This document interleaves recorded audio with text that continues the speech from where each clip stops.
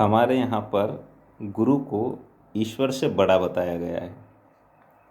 उसको ब्रह्मा विष्णु और महेश से भी बढ़ कर के बताया गया है। और ऐसा कहते हैं कि गुरु ज्ञान देता है, इसलिए उसका बहुत महत्व है।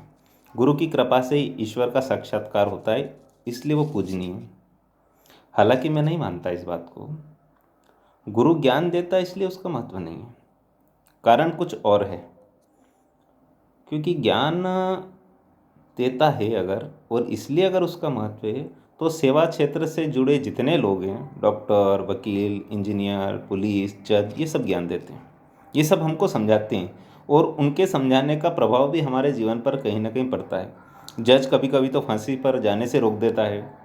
डॉक्टर कभी कभी मरते मरते व्यक्ति को बचा लेता है, फिर भी उसको वो स्थान प्राप्त नहीं है जो गुरु को प्राप्त है। इसलिए ये नहीं कह सकते कि वो ज्ञान देता है इसलिए उसका महत्व है। वास्तव में बात कुछ और है।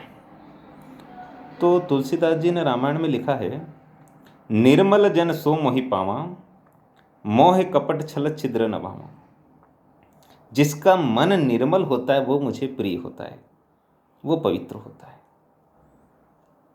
वास्तव में भाव की प्रधानता है। जिसका जैसा भाव होता है उस भाव के कारण वो पूजनीय हो जाता है। देखिए, कभी कभी क्या होता है कि कोई त्योहार होता है, कोई उत्सव होता है, घर में किसी का जन्मदिन होता है, उस दिन सब खाना बड़े अच्छे से खाते हैं। इसका उल्टा कर दीजिए आप, किसी दिन घर में कोई लड़ाई हो जाए, कोई झगड़ा हो जाए, तब वो खाना किसी को अच्छा नहीं लगता है। भोजन तो वही है, कारण क्या है? तो जन्मदिन वाले दिन, उत्सव वाले दिन, त्योहार वाले दिन जो खाना बना है वो अच्छे भाव से बना है, खुश मन से बना है, इसलिए वो सबको अच्छा लगता है। लड़ाई वाले दिन, झगड़े वाले दिन वो खाना रिस माथे बना है, महिला ने पाप काटने के हिसाब से बनाया है, इसलिए वो किसी को स्वादिष्ट नहीं लगता है। वास्तव में सारी प्रधानता है ये भाव की है। जैसे हमारे भाव होते हैं वैसा हमको सब अच्छा लगता है, और वैसे भाव के कारण वो पूजनीय हो जाता है। मंदिर में कभी हमें प्रसाद में लुगदी मिल जाती है या हलवा मिल जाता है, वो बड़ा अच्छा लगता है हमको। और वही प्रसाद के अलावा किसी कार्यक्रम में मिल जाए, किसी पार्टी में मिल जाए, तो वो हमको अच्छा नहीं लगता है। क्योंकि वो जब प्रसाद वाला जो हलवा बना है वो पवित्र मन से बना है, अच्छे भाव से बना है। जिसने भी बनाया उसने ये सोच करके बनाया कि मेरे प्रभु को चढ़ेगा, ईश्वर को चढ़ेगा, इसलिए वो हमको स्वादिष्ट लगता है। गुरु जो होता है, शिक्षक जिसको हम कहते हैं, वो ये चाहता है कि सारे लोग पढ़ें, सब अपने बच्चों को पढ़ाएं, क्योंकि सब पढ़ाएंगे तभी तो मेरे पास आएंगे। इसलिए उसके भाव अच्छे, उसकी सोच अच्छी है, और अच्छी सोच के कारण वो पूजनीय है। एक पारस पत्थर होता है। पारस पत्थर की विशेषता ये होती है कि जब उसको लोहे से टच किया जाता है तो लोहा सोना बन जाता है, और उसके बाद भी उसको पूजा घर में नहीं रखा जाता, वो पूजनीय नहीं है।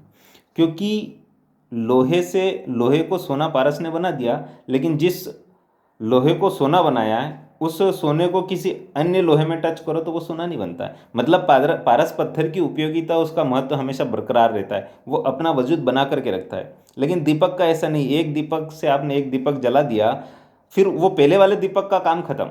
उस अगले दीपक से आप 2 दीपक, 4 दीपक, जितने चाहो उतने जला सकते हो। 4 दीपक और जला दिए, फिर पुराने वाले 4 दीपक का कोई काम नहीं, वो और जला देंगे। मतलब एक पूरा चैनल बनता है। वास्तव में ये उसका त्याग है, और उसके त्याग के कारण ही वो पूजनीय है। मैं इसको और सरल करता हूँ। एक डॉक्टर ये चाहे कि मैं मेरे जैसा एक डॉक्टर और बना दूँ, नहीं बना सकता। एक वकील ये चाहे कि मैं एक वकील और मेरे जैसा बना दूँ, नहीं बना सकता। एक जज ये चाहे कि मैं मेरे जैसा एक जज और बना दूँ, नहीं बना सकता। लेकिन एक शिक्षक, एक गुरु, वो चाहे तो डॉक्टर भी बना सकता है, वो जज भी बना सकता है, वो इंजीनियर भी बना सकता है, वो नेता भी बना सकता है, वो व्यापारी भी बना सकता है, वो सब बना सकता है। इसलिए वो पूजनीय है, इसलिए उसका महत्व है।